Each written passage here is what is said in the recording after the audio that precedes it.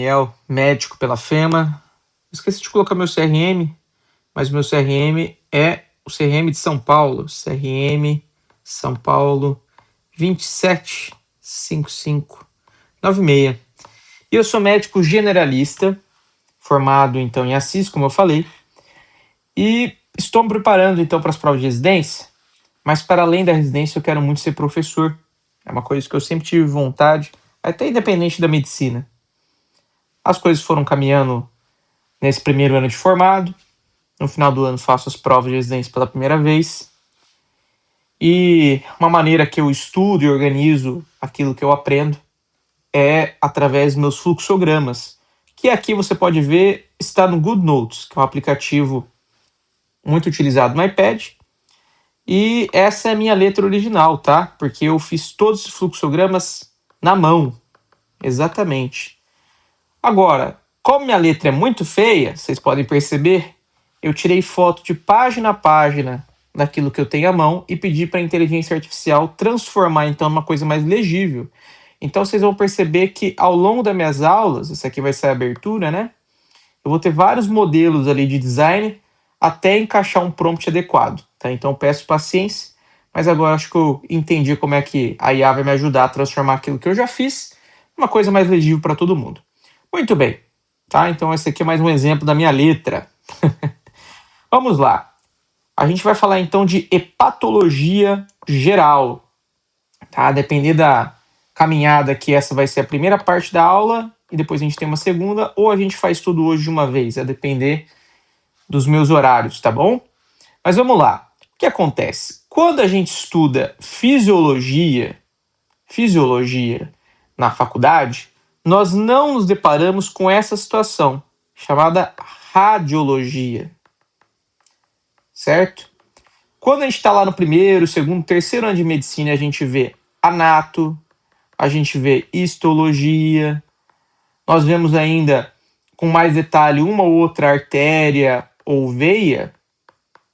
Isso fica muito solto, vocês concordam comigo? E nós chegamos na vida real e na prova e nos deparamos com essa imagem, que é uma tomografia. E aí vem aquela pergunta: como é que eu guardo as informações do primeiro, segundo e terceiro ano para entender um exame de imagem? Ou, por exemplo, vou pegar aqui uma questão só de abertura, né, para a gente caminhar nessa primeira aula nesse formato. Paciente feminina, 42 anos, vai lá para a UPA, por exemplo, com dor abdominal há 3 dias. Estava ali no epigastro, migrou para o flanco e fossa ilíaca direita. Associa tal dor a vários episódios de vômito, poroxia, tudo mais. Tá. Vai caminhando ali a conversa até que chega num sentido, né, numa parte que é interessante quando a gente fala de fígado. Nós falamos aqui de colúria, nós falamos de acolia fecal. Depois nós temos ainda a presença, ou melhor, a ausência de icterícia. E outros achados interessantes que estão dentro da anamnese da vesícula biliar e do fígado, como o tal do sinal de Murphy. Também nós temos aqui leucocitose, aumento da proteína C e aminotransferases hepáticas, amilase, lipase, marcadores de colestase, enfim. Ou seja, quando nós estamos numa prova, nós temos então vários elementos. A anatomia volta, a histologia volta, só que agora com sabores de doença.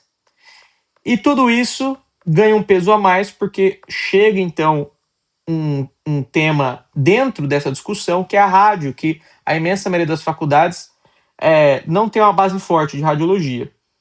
Tudo bem que esse quadro clínico aqui era até fácil de entender que era uma colicistite aguda, a gente vai chegar nesse ponto ainda, mas eu quero trazer para vocês o seguinte: não tem como entender essas imagens, essas alturas, ou mesmo a divisão do fígado, sem entender os conceitos básicos. E quando você chega lá na frente da medicina, você se dá conta disso. É por isso que a nossa conversa hoje, ela vai partir do mais natural, do mais básico, do micro para o macro, do macro para o micro, e assim vai, até nós entendermos a fisiologia, a fisiopatologia e caminharmos depois para a radiologia, que é algo que, inclusive, eu tenho dificuldade, tá? Então vamos lá. Quem é o fígado? O fígado é o segundo maior órgão interno do corpo, é a maior glândula que a gente tem. E o interessante é que o fígado recebe 25% do sangue que é bombeado pelo coração. Ele está dentro do peritônio, ele é intraperitoneal e bem abaixo do diafragma. Nós temos ainda a divisão do fígado em lobos, os lobos maiores, que é o direito e o esquerdo, e os lobos menores, que é o caudado e o quadrado. O que acontece? O fígado, ele tem uma estrutura muito interessante, tá? Ele tem, então, as vias biliares, a gente vai entender como é que isso se forma, as veias que chegam e saem do fígado, e a artéria, principalmente a artéria hepática própria. Tudo bem? E essa é talvez a primeira imagem, ou a segunda imagem que eu tive na aula de medicina, quando eu estava estudando anatomia. A famosa imagem do fígado, né? Que a gente tem que entender, então, os ligamentos, a relação aqui da vesícula biliar e tudo mais. Agora, o que acontece? Quando a gente vai estudar patologia, nós temos alguns atores que ganham mais peso, como, por exemplo, a veia cava inferior, a artéria hepática, a vesícula e a veia porta, tá? Isso aqui ganha mais peso justamente por conta da radiologia. Nós vamos ter exames com contraste que vão tentar identificar essas estruturas todas e até mesmo, depois a gente vai falar da árvore biliar intrahepática e extrahepática, e as imagens querem saber onde existe obstrução, em qual altura existe obstrução. Se a gente não tiver essa imagem básica, simples, redondinha na cabeça, aquilo que é diferente fica mais difícil. Então tira um print dessa imagem, guarda, olha, a veia cava inferior está aqui, a vesícula biliar está aqui, e assim vai. Porque agora a gente vai entender de onde as coisas vieram e como elas se formam, tá? Muito bem. A grande questão é que o fígado tem toda essa estrutura para garantir uma função dele, ou seja, uma centena de funções que ele possui. O fígado, quando chega o sangue ali, ele possui um macrófago especializado chamado de célula de Kupffer, que faz a fagocitose, a quebra então de bactérias e hemácias, tá? O fígado também acaba ativando a vitamina D. O fígado armazena as vitaminas A, D, E e K. O fígado é uma reserva de carboidrato, porque ele armazena glicogênio, reserva de B12, reserva, né? O fígado faz a síntese e a excreção da bile, porque ele sintetiza os chamados sais biliares, excreta e conjuga a bilirrubina também no corpo. E a gente vai ter, durante essa aula, a descrição desse processo, que é fundamental para a gente entender algumas doenças. E o fígado faz, então, um metabolismo do carboidrato, proteína e lipídio. Ou seja, o fígado é um grande processador, tá? O fígado, inclusive, garante a produção de proteínas, inclusive a albumina é feita só pelo fígado, é produzida só pelo fígado, e a albumina, então, é uma proteína que garante a chamada pressão coloidosmótica, ou seja, quando você tem um vaso e você tem o sangue, quando você tem a albumina aqui, ela puxa, então, o líquido, por assim dizer, porque ela aumenta a pressão coloidosmótica. Ela deixa esse sangue mais denso, não é o termo mais correto, mas só para vocês entenderem. Além disso, o fígado faz a quebra e o metabolismo também do álcool e de várias medicações. E isso vai ser interessante depois para a gente entender as hepatites medicamentosas. Já viu aquela história, não pode tomar muito anti-inflamatório que machuca o fígado, né? Muito bem. Isso ganha um peso maior na prova de residência porque você tem diferentes tipos de lesões de acordo com as medicações. Nós vamos ver uma tabela, então, dos tipos de lesão de acordo com a medicação e a sua intoxicação no fígado. O fígado, também é uma pegadinha de prova, ele produz pouco CPK, ele possui pouco CPK, tá? Mas muito bem. A grande questão para a gente é entender, então, esse jogo do micro para o macro que garante a capacidade do fígado em ser um grande processador. Tudo bem até aqui? Dá um respiro, toma água, enfim. A questão para a gente é que o micro para o macro se baseia nesse jogo aqui. A unidade funcional do fígado, chamada de lóbulo hepático, até a confluência nos lobos hepáticos, tá? Então vamos entender quem são os lóbulos hepáticos. Os lóbulos hepáticos são basicamente aquilo que a gente chama de unidade funcional do fígado, ou seja, nós temos aqui um conjunto, né? Vai estar na próxima imagem o que é o lóbulo hepático em si, mas o elemento principal dele é o chamado hepatócito, tá? O hepatócito é cada uma dessas células básicas aqui, né? As células hepáticas básicas, que se conformam como se fossem pequenos tijolinhos, como se fosse aquele joguinho de Tetris, né? Os hepatócitos estão dispostos, então, em placas hexagonais interconectadas, e entre esses hepatócitos, nós temos os espaços laterais entre as placas, onde vão caminhar, então, né, vão estar presentes os capilares sinusoides, tá? Esses capilares sinusoides que estão entre essas placas possuem, então, paredes fenestradas, de modo que a camada desses capilares é uma camada única de célula endotelial, certo? Célula endotelial, e a célula de Kupffer, que é o macrófago, tá? Esse aqui é um sinusoide, ele é até mais furadinho do que um capilar fenestrado comum, habitual. Muito bem, quando a gente entende que os lóbulos hepáticos são compostos principalmente pelos hepatócitos e esses capilares, nós temos outros elementos que se misturam naquele tétris. Por exemplo, o espaço de Disse, como o nome já indica, é um espaço mais do que um elemento em si. Só que esse espaço, que é subendotelial, permite a troca de substâncias. Porque, como a gente viu, são vários quadradinhos ali, várias placas interconectadas, e a gente vai ver que o sangue vai permear por esse tétris. E nesse espaço de Disse, você tem a troca de substâncias. Né? O líquido que vai passar, o sangue que vai passar pelos hepatócitos, capilares fenestrados e chegar até o espaço de Disse, por esse espaço que vai ter a troca, então, de entrada, né, e saída de substâncias hepáticas, tá?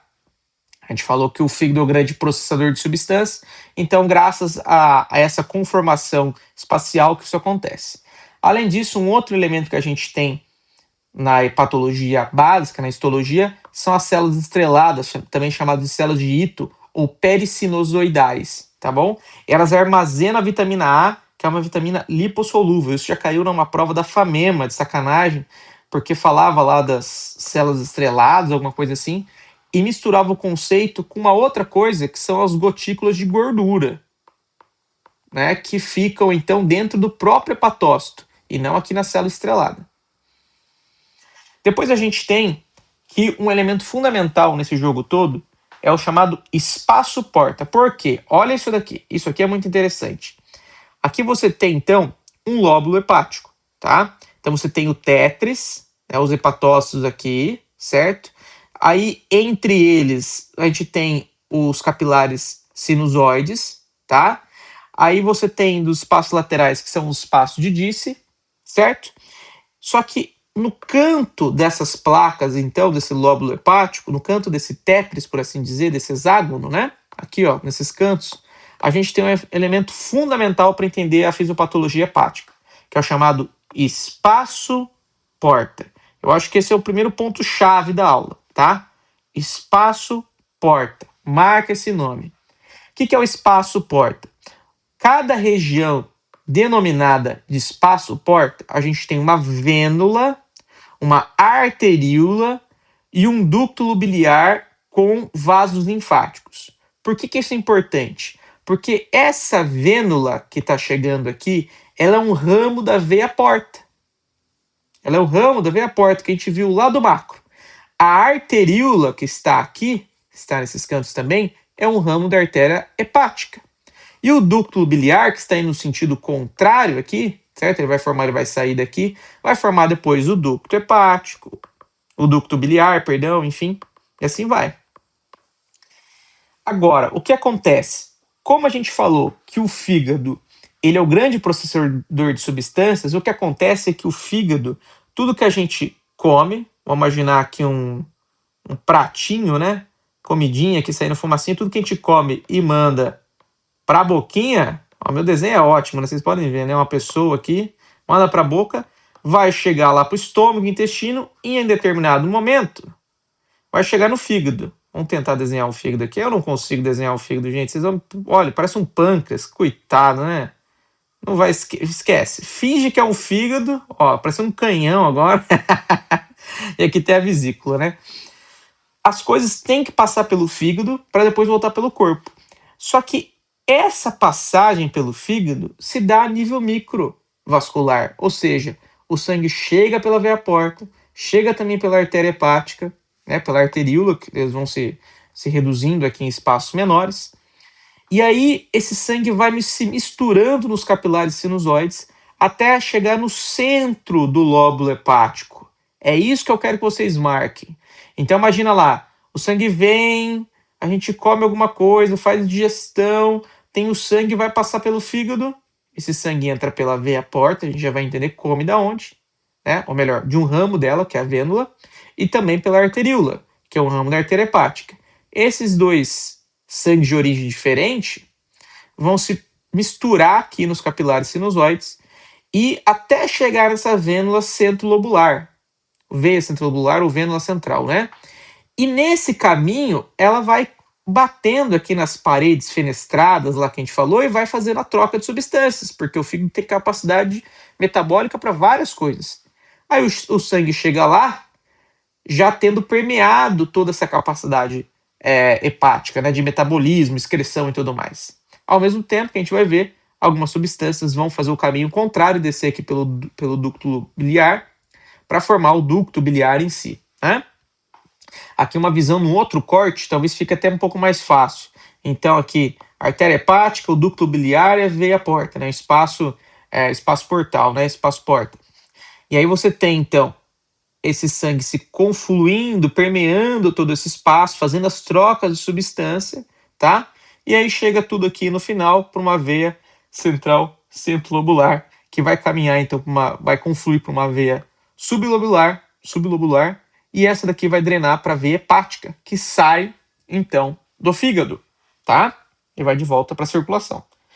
Muito bem. A visão macro, ela tem outro tom também, porque a circulação hepática ela é denominada ímpar, porque a gente fala que no fígado, né, a gente entende que no fígado chegam duas circulações. Então você tem o fígado e chega a artéria hepática e a veia porta. Lembra lá daquela imagem? Não sei se eu coloquei aqui de novo. Vamos já dar um...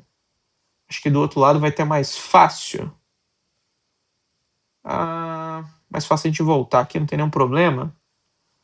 Aqui, ó. Olha só. De novo, né? Chega no fígado, chega nele a veia porta, tá? E a artéria hepática. E aí, naquela visão micro, esse sangue vai caminhando, vai para a veia hepática até desembocar depois na veia cava inferior, certo? Essa é a visão do micro para o macro, que eu vou desenhar mais uma vez com vocês, né? Mas, voltando aqui, o que a gente tem que ficar atento? Essa artéria hepática que chega, ela tem origem no tronco celíaco. Já a veia porta, apesar de ser uma veia, ela traz 70% do sangue que chega no fígado e ela é responsável por 70% do O2 que chega no fígado, tá? Então, apesar de ser uma veia, ela traz mais sangue e mais O2. Isso é uma questão clássica de prova, tá? Misturar. A gente olha aqui a artéria, né? Você fala, a artéria vai trazer mais oxigênio. Mas quem mais traz oxigênio para o fígado é a veia porta, que traz, então, esse sangue do trato gastrointestinal. Aquilo que a gente acabou de comer vai passar, então, pelo fígado, né? Por isso que a gente fala que são dois vasos aferentes, a circulação ímpar. Muito bem. E aí, isso vai se reduzindo, vai se dividindo naquelas porções menores que a gente acabou de falar. Chegam lá nos sinusoides, o sangue se mistura, como a gente acabou de ver, e chega até a veia central centrilobular. Muito bem. O que é interessante que a gente vai ver agora no macro, né? Essa veia porta, ela é formada pela confluência da veia mesentérica superior, então veia mesentérica superior, e a veia esplênica. Quando essas duas confluem, elas formam então a veia porta. A veia mesentérica superior drena basicamente o conteúdo do intestino delgado. Já a veia esplênica drena o conteúdo do baço e do pâncreas, tá? Muito bem.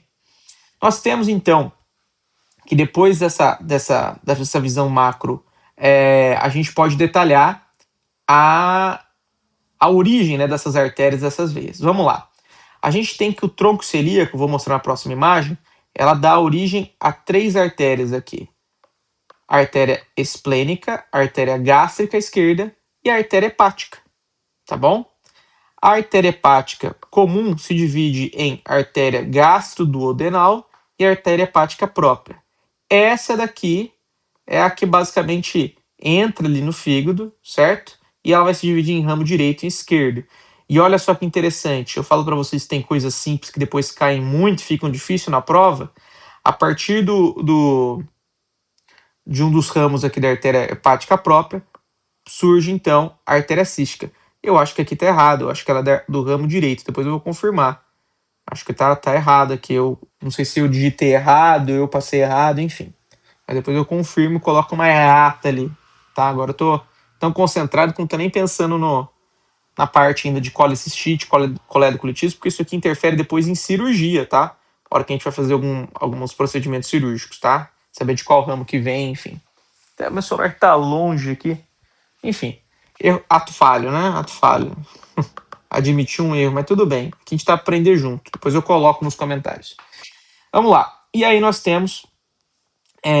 essas aqui são tão importantes quanto, tá? Mas quando a gente pensa mesmo no fígado e nesses procedimentos gerais, a gente pensa na artéria hepática comum, artéria hepática própria, assim vai. Tá. Olha só, o tronco celíaco, dando origem, então, às 3 artérias que a gente acabou de comentar, e a artéria hepática como essa que está aqui para a direita, tá bom? Vai subir para o fígado, né? Só lembrar que o fígado aqui está sendo levantado, por assim dizer, ó, tá vendo a vesícula fica escondida, na verdade, né? Aqui tá o pâncreas, enfim, só para vocês se localizarem, né? O baço, olha que bonito o baço, e os rins, certo? Muito bem. E a veia porta hepática, essa que está em destaque em verde aqui, tá? Essa que está em destaque em verde. E essa imagem é muito importante. A veia mesentérica superior e a veia esplênica, né? As duas confluindo e formando então a veia porta. E a veia porta adentra-se ao fígado. Tudo bem? Maravilha. Essa imagem aqui é essencial, é um segundo ponto-chave da aula. Por quê? Porque através dessa imagem, que é a circulação portal, aqui tem um resumo, é através dessa imagem que a gente consegue depois entender as complicações da cirrose. O que é a cirrose? É um fígado duro. E as coisas, vamos traduzir de uma linguagem bem simples, né? Esse fígado fica duro e o líquido não consegue entrar. E ele começa a refluir. Para onde que ele vai refluir? Para cá. E aí você vai tendo depois, então, as varizes. Já vou falar das varizes de esôfago, do paciente que bebe e começa a ter varize. Por quê? É um refluir desses líquidos aqui, tá? Ou as varizes gástricas, de fundo gástrico. A gente tem que entender a circulação portal para entender essa patologia, tá? Muito bem. E aí o encaixe do micro para o macro, né? Então a gente tem aqui a artéria hepática, essa imagem aqui é muito boa, vou deixar vocês printarem aqui, ó. Deixei vocês printarem, muito bem. A artéria hepática, né? Isso aqui, beleza. A veia porta e o fígado. E aí tem aqueles lóbulos, né? Aquela visão micro que a gente falou. No encaixe disso, o sangue conflui, então, para a veia centrolobular, sublobular e até cair na veia hepática. E essa veia hepática, então, vai drenar para a veia cava inferior. Isso aqui é fundamental para depois a gente entender não só a radiologia, mas, por exemplo, eu falei de cirrose, a cirrose pré-hepática, cirrose hepática, a cirrose pós-hepática. A gente tem ainda a hepática pré-sinusoidal, sinusoidal, pós-sinusoidal. Isso chove em prova, tá? Chove, porque muda muito da conduta de entender do caso, tá? Muito bem. Aqui as imagens de novo, né, para vocês se lembrarem do micro para o macro. E aqui uma recapitulação, né? Então, a gente começou entendendo as placas de hepatócitos, que são as células base aí do fígado, o encaixe disso em placas hexagonais, lembrar que isso aqui é uma imagem 2D, mas a placa é 3D, né? Dessa maneira aqui, é um cubo, né? Todo deformado. E aí, através disso, a gente consegue entender a tríade portal e todo o encaixe da circulação macro para o micro, que é o fundamental para a gente entender as patologias, tá? Isso aqui é o ouro, tá, gente? Prestem muita atenção nisso aqui, tá bom? Agora eu tô incomodado lá do ramo da artéria cística. Eu vou colocar depois é que é assim, só para vocês entenderem. Ó, a minha letra aqui, ó, para vocês entenderem. A minha letra é assim, tá? E eu tenho todos os fluxogramas. Vamos ver se eu consigo abrir aqui para vocês, só para vocês terem uma noção. Olha só que interessante. Meu fluxograma. Vocês conseguem entender essa letra aqui? Não, né? Não dá, né? Então, eu fui ditando todos os meus fluxogramas para inteligência artificial para vocês conseguirem participar da aula, senão é impossível. Mas às vezes, na hora de eu editar, eu posso ter falado, puxa a flechinha daqui e dali, ele colocou errado, tá? Então peço desculpas. Vamos lá. Agora a gente começou a chegar na parte grossa da coisa, tá? Na parte mais que migra para fisiopatologia e que a gente vê muito levemente na faculdade, mas isso aqui é um ouro das provas, tá bom? Em hepatologia e depois até em cirurgia. É a famosa classificação, os segmentos hepáticos de Punney. Eu não falo francês, quem falar, por favor, me corrija. Mas basicamente, o sujeito falou que cada segmento do fígado tem o seu plexo portal próprio. Como se chegasse aqui, não. Chega, né, em cada um desses segmentos, independentemente, um ramo ali da artéria hepática, um ramo da veia porta e sai um ducto biliar, né? Então você conseguiria ressecar cada uma dessas regiões de forma mais independente. Até o entender sobre a radiologia, que eu estou batendo tanto na tecla, vai chegar nisso. Por quê? A gente tem aqui o segmento chamado 1, o 2, o 3, o 4, que depois vai dividir em 4A e 4B, 5, 6, 7 e 8, tá? 1 é o chamado lobo caudado, o 2 é o segmento lateral esquerdo, o 3 também segmento lateral esquerdo, o 4 é o segmento medial esquerdo, o 5 e o 8, presta muita atenção disso, é o segmento anterior direito, eles estão mais para frente, isso é muito importante para a gente entender a radiologia. E esses aqui, eles não estão só mais laterais, mas também mais posteriores, que é o sexto e o sétimo segmento. Quando a gente olha essa imagem, fala assim, tá, Daniel, eu dividi o fígado em algumas porções, né? Beleza. Tá, mas o que isso resolve a minha vida e como é que ele chegou a essa conclusão? Como é que a gente divide o fígado dessa maneira? O fígado ele é dividido em lobo direito e lobo esquerdo e lobo direito através da veia hepática média, tá? A veia hepática média ela divide então o lobo direito e o lobo esquerdo, tá? Chamada linha de Cantil, não sei como é que fala, como é que vocês falam aí, tá? O lobo direito então é o segmento 5, 6, 7 e 8, tá? E a divisão na vertical, depois, a divisão na vertical, ela acontece, então, em fígado esquerdo, segmental medial e fígado direito mais anteriorizado, entre o quarto, oitavo e quinto, tá? E o quinto e oitavo. Ou seja, essa porção está mais à direita anterior e essa porção aqui está mais à esquerda e medial, tá? O que é interessante? O procedimento chamado de trissegmenectomia hepática, também chamado de lobectomia estendida, à direita ela retira o segmento 4, o segmento 5, o segmento 6, 7 e o oitavo, tá? Já a trissegmenectomia hepática ou lobectomia estendida à esquerda, ela tira o 2, o 3, o 4, o 5 e o 8. Pode também tirar o primeiro segmento, tá? Já o procedimento chamado de hepatectomia, lobectomia ou hemihepatectomia, à direita ele tira o 4, o 5, o 6, o 7 e o oitavo. E à esquerda, o segundo, o terceiro e o quarto, tá? Algumas literaturas colocam que aqui, esse quarto não estaria presente aqui, tá? Eu vou ser sincero que eu já vi questão trazendo o quarto aqui nessa hepatectomia, alguns não, tá bom? Fico sempre nessa dúvida aí. Acho que vai de literatura, enfim. Muito bem.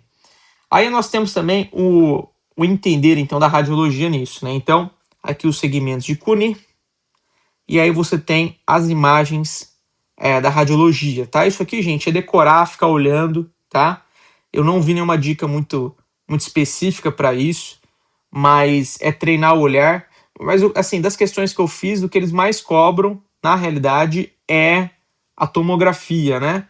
A gente entende aqui, então, olha aqui o segmento caudado, que é o primeiro, o segundo, o 4A, o oitavo e o sétimo. Aí já nesse corte a gente consegue ver um logo um pouquinho maior, o terceiro, e aqui já tem que ser o quarto B, tá? O 5 e o sexto. Isso aqui é decorar, tá? É que eu não achava essas imagens aqui. Eu só fui aprender e decorando essas imagens fazendo questão, tá? Isso é uma coisa bem decoreba mesmo, tá bom? Bem decoreba mesmo. Aqui, ó, a veia hepática média, né, que faz essas duas marcações aqui, ó, aqui, que delimita então pra gente a linha de cantil, né? Muito bem. Aí uma questão que eu errei esses dias, que é uma questão já de R+, tá? Acho que essa questão é do Enari. Enfim, mas é a questão de R+ da cirurgia. Pra vocês verem como que se a gente treina difícil, o jogo pode ficar um pouquinho mais fácil. Ele fala que a artéria hepática média é o ramo da artéria esquerda, tá? A artéria hepática média é um ramo da artéria esquerda. Se ela é esquerda, ela irriga aqui o segmento quarto, tá? Essa é uma exceção aqui das vascularizações dos segmentos, mas é uma coisa que eu vi que depois cai bastante em prova de R+, que o segmento 4 de Coni, ele é vascularizado por esse ramo, né? Pela artéria hepática média, que é um ramo da artéria esquerda, tá? Muito bem.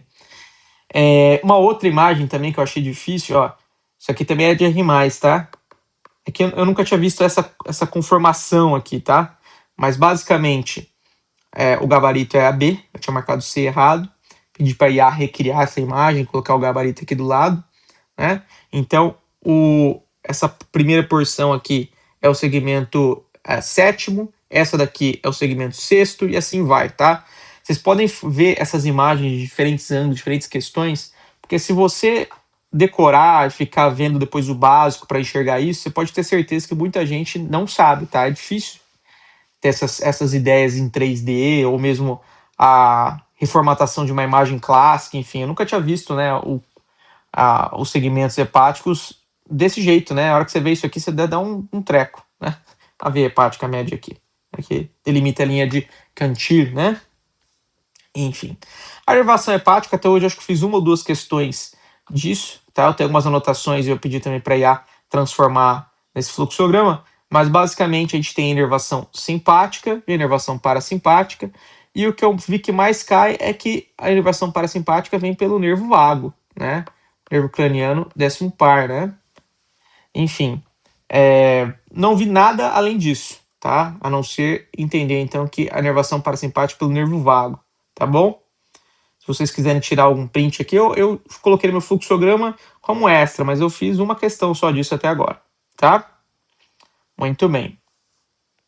E aí a gente chega no sistema biliar. Então a gente vai entender um pouquinho sobre o sistema biliar. Vai ter uma aula para a gente discutir a bile em si, agora eu já vou dar uma pincelada, mas assim, quando a gente come, a gente tem, vamos dizer assim, uma série de elementos na alimentação, né? E aí a gente precisa quebrar essas coisas, né? A gente precisa quebrar essas coisas. Isso se chama digestão. E aí, quando você tem lá o tubinho, vamos dizer assim, do trato gastrointestinal, por onde passa o alimento, a cada porção do trato gastrointestinal, alguma substância secretada, ou seja, alguma porção do corpo joga uma enzima ali, alguma coisa ali, para quebrar esse alimento e a gente conseguir absorver. A bile é uma delas. A bile é um detergente, né? Ela emulsifica a gordura.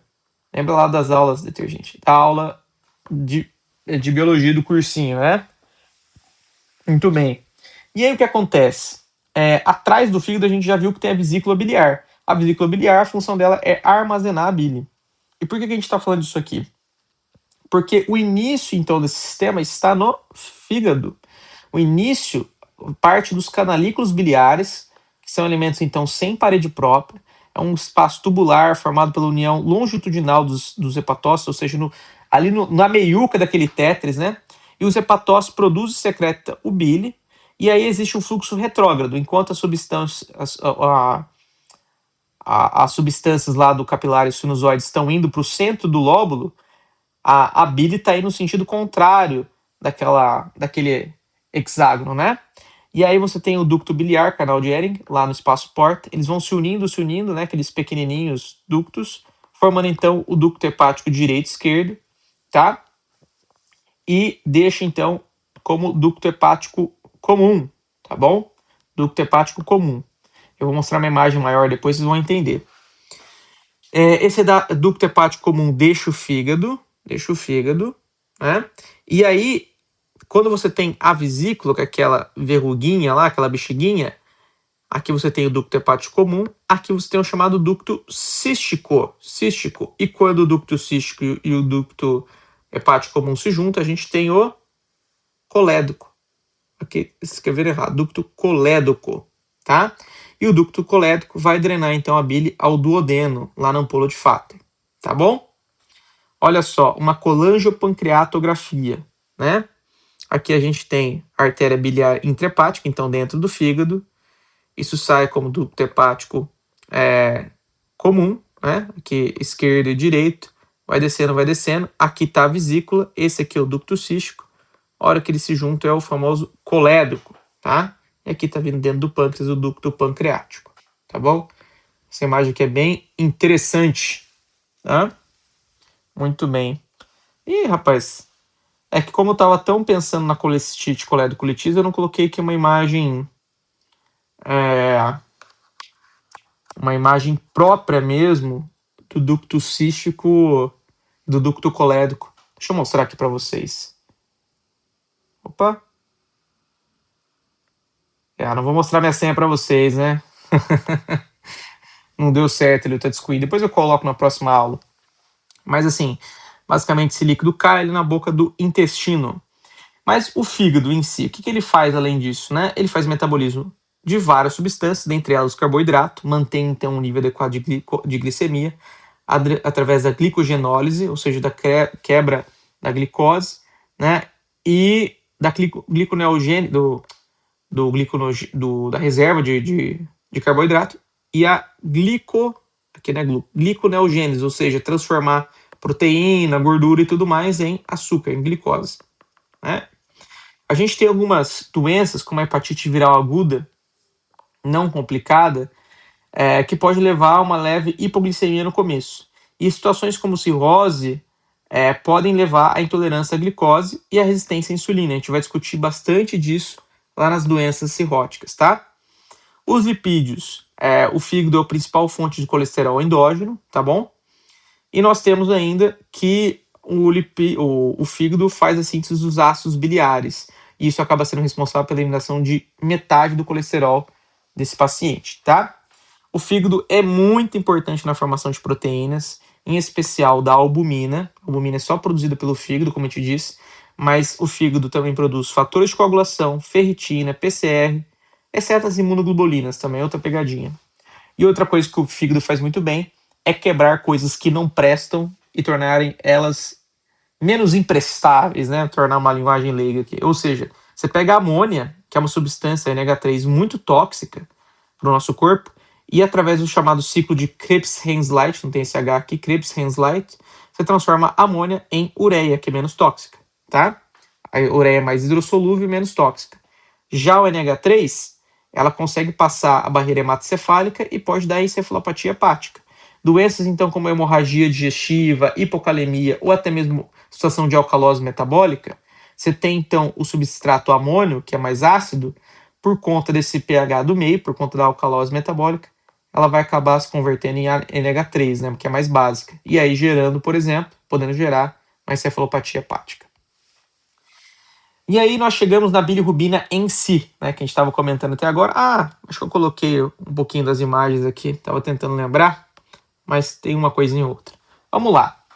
A bilirrubina, eu já falei para vocês para que ela serve, mas basicamente o fígado produz de 300 a 500 mg por dia, conjuga, a gente vai entender o que é conjugar, de 1.500 a 300 mg por dia, né? Ela pode excretar até. Essa é a reserva funcional do fígado. Então, da onde que vem a bilirrubina, esse detergente, né? Essa bile, na verdade? As hemácias, elas duram até 120 dias no nosso corpo. E aí, quando elas ficam velhinhas, elas vão ser alvo, então, do sistema retículo endotelial, também chamado de sistema mononuclear fagocitário, como por exemplo os macrófagos do baço, as células de Kupffer, que são os macrófagos do fígado, a própria medula óssea, algumas partes do pulmão, os linfonodos. Então esse sistema pega a hemácia, sequestra e quebra, fagocita as hemácias. E a hemoglobina que está lá dentro da hemácia é liberada. A gente tem a porção globina, que é uma cadeia proteica, tá? Esses aminoácidos são reaproveitados pelo corpo. E nós temos também a porção M, o grupo M. Esse grupo M é dividido então no ferro livre, ferro 2+. Esse ferro 2+, vai incorporar a ferritina ou a transferrina. E a outra porção do grupo M é a protoporfirina 9, tá? Uma cadeia proteica de 4 núcleos pirrólicos. E essa daqui esse aqui é um ponto-chave pra gente, porque essa protoporfirina é o substrato da bilirrubina, tá? Sendo que 85% das vezes vem da hemoglobina e 15% do citocromo P450 e da mioglobina. Muito bem. Essa protoporfirina, que vem aqui do grupo M, ela sofre a ação de uma enzima chamada M-oxidase, que está nos macrófagos do sistema retículo endotelial, se torna a biliverdina. Essa biliverdina sofre ação então pelos macrófagos também da biliverdina redutase e se torna bilirrubina livre insolúvel.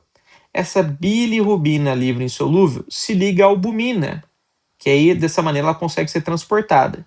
Quando você tem bilirrubina livre insolúvel, a gente tem então a chamada bilirrubina indireta, também chamada de não conjugada. Ponto-chave. Ou seja, bilirrubina livre, certo? Ligada à albumina, é bilirrubina indireta, também chamada de não conjugada. A bilirrubina indireta, ela é tóxica, lipossolúvel e muito ácida, tá? Só que aí ela chega até o fígado, essa bilirrubina indireta, ela é captada pelos hepatócitos, a albumina sai de cena, ela se dissocia, e a partir de então essa bilirrubina, né, ela é conjugada, ou seja, ela sofre um processo para se tornar solúvel, tá bom? Ela se junta ao carboidrato glicoronídeo, através da ação, marquem só, da enzima GT, glicoronil transferase, tá bom?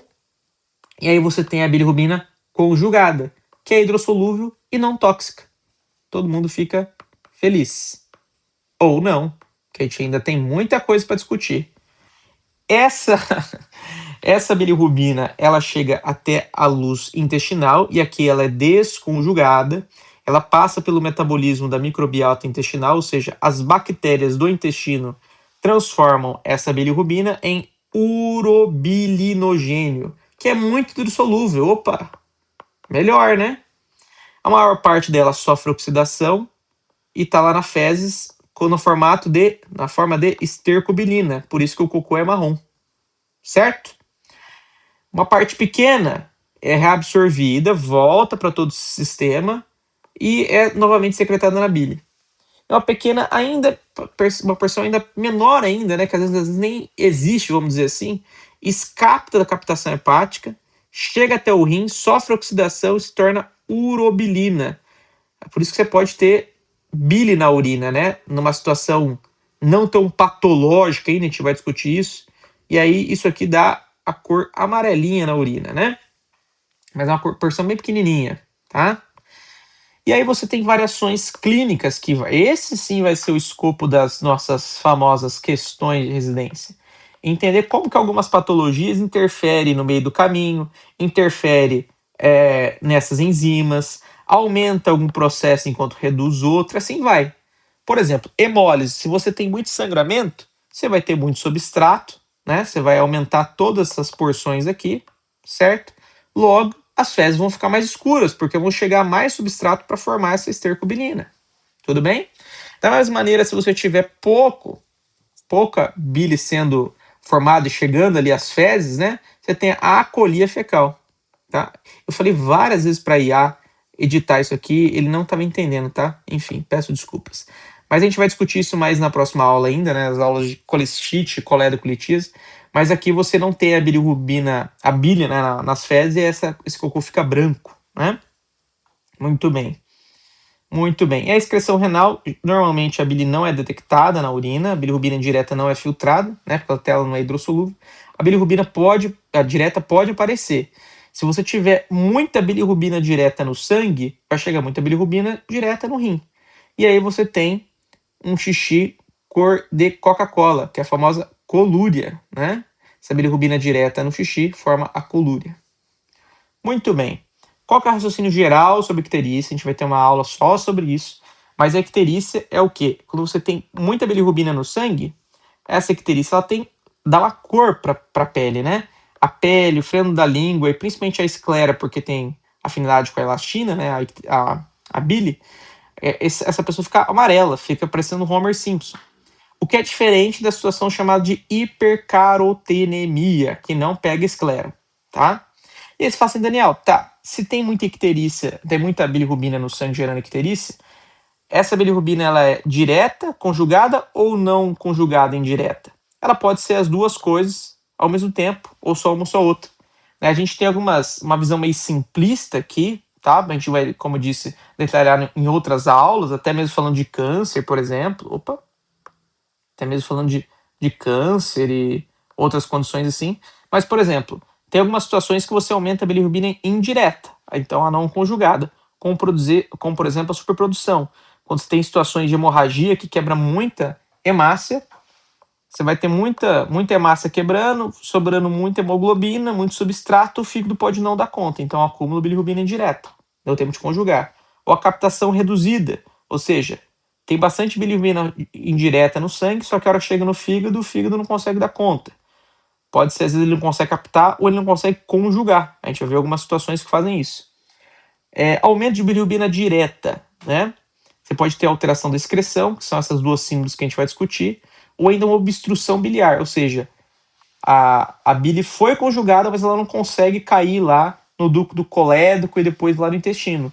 Por exemplo, um cálculo na vesícula biliar caindo depois no colédoco, né? A famosa pedra na vesícula, quando ela cai ali por alguns caminhos, ela pode obstruir a saída, obstruindo a saída, a gente não tem saída de bilirrubina direta no processo normal, né, sofrendo aquele processo para se tornar urobilinogênio, assim vai, estercobilina, enfim. E aí esse aumento de bilirrubina direta está presente no paciente, ele tem icterícia, né? Essa aqui é a visão simplista da coisa, tá? Só para a gente associando aos poucos o que eu acabei de falar, tá? A gente vai ter uma aula para cada um desses tópicos aqui. E aí nós temos, para a gente já encerrando, dar um gostinho aqui de estudante de medicina, vocês ficarem felizes, as síndromes hereditárias específicas com relacionadas ao metabolismo da bilirrubina. Por que eu já trouxe isso aqui nessa aula, né? Falando um pouquinho de doença. Porque as próximas aulas a gente vai falar muito de cirrose, hepatite B, hepatite C. Isso aqui acaba não voltando muito, tá? A gente vai falar de câncer, cirurgia, então já é melhor a gente já discutir aqui. Foi inclusive a proposta do Medcurso, né? O material dele já está em sequência nesse assunto. A primeira condição chama-se síndrome de Gilbert. O que é a síndrome de Gilbert? É a síndrome mais comum aqui dessas do metabolismo da bilirrubina. 7% da população caucasiana, tá? O que é a síndrome de Gilbert? A pessoa tem uma leve deficiência daquela enzima GT. Então ela tem uma redução da conjugação. Chega a bilirrubina indireta, entra no fígado, mas o fígado não consegue transformar em bilirrubina direta como uma pessoa sem essa síndrome, né? Ela é mais presente em homens, ela é benigna, não tem outros achados e ela piora ao jejum, ao uso de álcool e a exercícios intensos, né? Eu tenho um amigo de faculdade que luta jiu-jitsu, né? Acho que ele tá faixa marrom, inclusive. Quando ele ficava, depois do treino, né? Quando ele treinava jiu-jitsu, ele ficava amarelo, porque ele tem síndrome de Gilbert. Ou quando ele bebia com a gente, ele também tem síndrome de Gilbert. Aparecia lá um amarelão, a gente brincava com ele. A função do fígado desse meu colega é normal, né? Se você fizer uma biópsia, a gente pode até achar alguns depósitos de lipofuscina.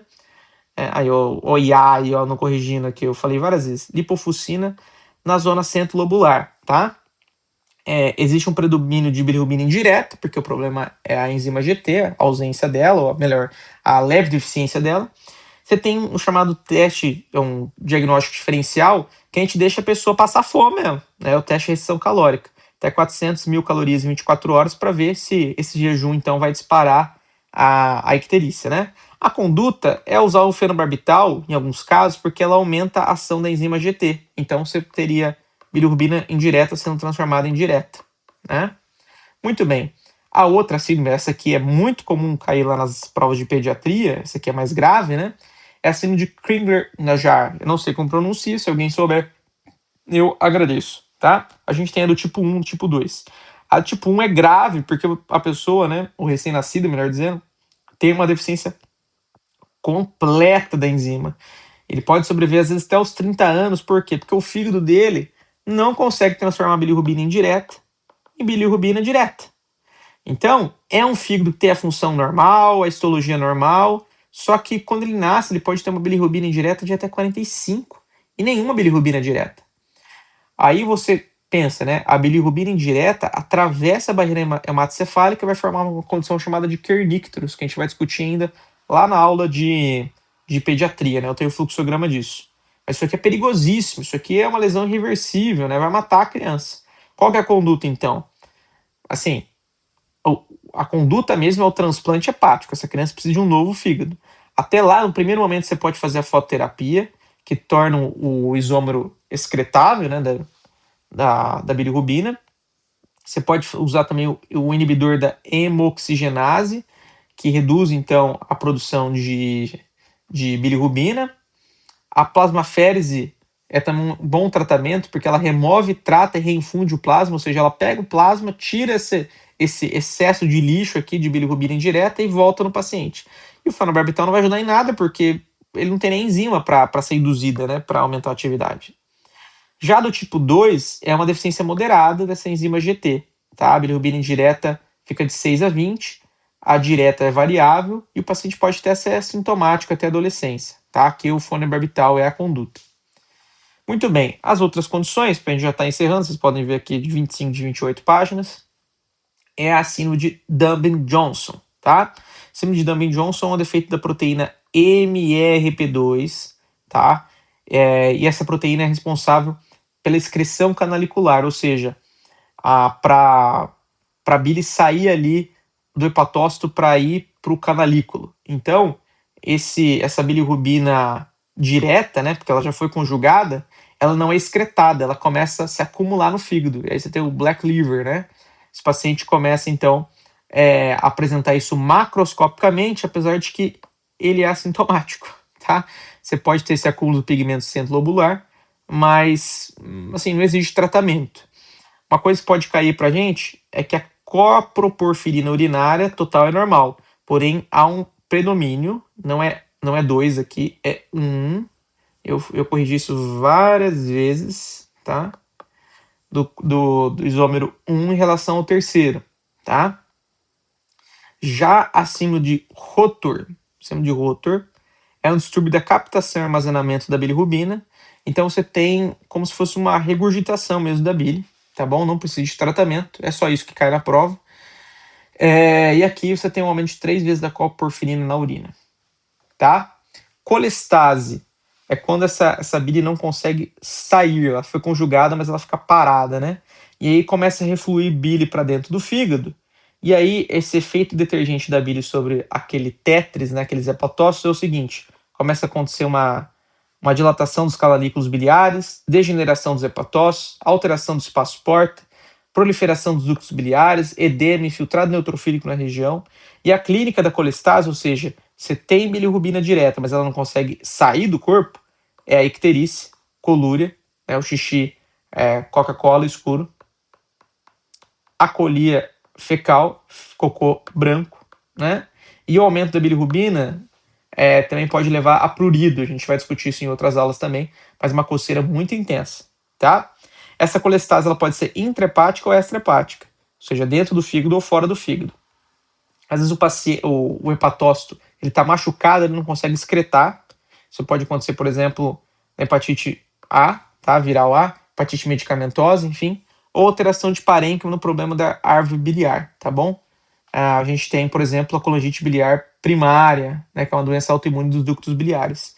E nós temos também a colestase extrahepática fora do fígado, que é, por exemplo, um cálculo, uma neoplasia que fechou aquele caminho lá da via biliar, essa bilirrubina não consegue sair do corpo e aí gera uma colestase, né? Outra condição é a colangite esclerosante, que é uma doença autoimune do sistema biliar intra e extrahepático. A anamnese, pessoal, isso aqui é só um resumo, depois eu vou deixar para vocês tirarem um print, mas isso aqui a gente vai vendo ao longo das aulas, né? Paciente que chega pra gente, a gente pensa no fígado, a gente tem que pensar primeiro se é uma criança ou um idoso. A criança, síndromes de icterícia estão muito relacionados à hepatite A. Se for um recém-nascido, a gente pode pensar em atresia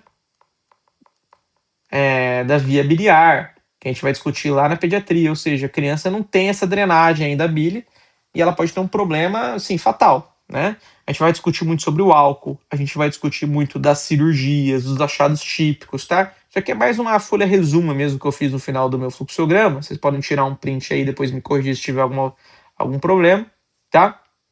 Mas isso aqui eu faço questão de passar mais devagar, que são os exames laboratoriais do fígado. A gente vai discutir muito isso em cirrose e também em hepatites virais, né? Mas assim, só para a gente ter uma noção. Quando eu quero pensar no fígado ou ter alguma coisa, a gente tem um hemograma. A gente não falou que o processo de hemólise, todos os metabolismos acontecem lá no fígado, então o hemograma já pode dar algumas informações para a gente. O próprio exame de urina pode identificar aumento de bilirrubina direta, inspeção fecal, né, a gente não falou de acolia. E pacientes que têm o fígado machucado, no geral, apesar de a gente pensar em câncer, a gente pensar ou até mesmo no pâncreas, alguma coisa está ali a parte de cima da barriga, lembre-se que os pacientes devem ser examinados também pensando em hepatite viral. Paciente uso de álcool, paciente uso de droga, paciente que evoluiu para uma cirrose. Você tem que fazer as sorologias, tá? A gente vai discutir bastante isso na próxima aula. E nós temos o hepatograma, né, que é um termo popular assim para essa discussão, que é o seguinte: enzimas hepáticas e provas de função hepática. São duas coisas diferentes. Enzimas hepáticas, a gente tem o gama-GT, tá? Gama-glutamina, é um nome gigante, tá certo? Agora eu já tô cansado, o raciocínio tá um pouco lento, peço perdão. Os valores de referência delas são de 8 a 61, tá? A gente vai falar muito delas em lesões mais agudas, assim, por álcool. Lesão aguda por álcool, né? O cara que carcou no final de semana, isso aqui pode estar para cima. Fosfatase alcalina está mais presente ali nos ductos biliares, a gente vai discutir mais também na próxima aula, é só para vocês conhecerem um pouco desses nomes aqui. O TGO, também chamado de AST, e o TGP, também conhecido como ALT, a gente vai discutir muito na aula de cirrose, tá? Lembrar que o TGP ALT ele é mais específico do fígado e o TGO a gente tem mais porções do corpo, tá? Muito bem. E as provas de função hepática é aquilo que o fígado produz, então bilirrubina. Quais são os valores mais habituais aqui pra gente? A indireta de 0,2 a 0,8, direta praticamente zerada. Albumina de 3,4 a 5,4. Daniel, isso aqui é à toa, não é? Isso aqui, por exemplo, a gente vai discutir lá no Child Pug, ou seja, uma coisa que chove em prova. Quando tem lá um paciente com cirrose, tem um score que vai envolver esses valores aqui. E tem que decorar, fazer a continha, enfim. O tempo de protrombina, também tem uma aula só pra gente falar de sistema hemostático, aí a gente vai chegar nisso, tá? Podem ficar tranquilos. Esses aqui são os valores de referência, tá? Sei que é muita coisa, sei que é muita informação, essa é uma aula introdutória, mas espero ter ajudado, tá bom? Depois eu corrijo alguma coisa ou outra aqui do fluxograma, como eu disse, foi o primeiro teste assim, eu tenho tudo à mão e estava transformando em A para a letra ficar mais legível. Mas é isso. Obrigado, espero que o som tenha ficado bom. Me deem bons feedbacks aí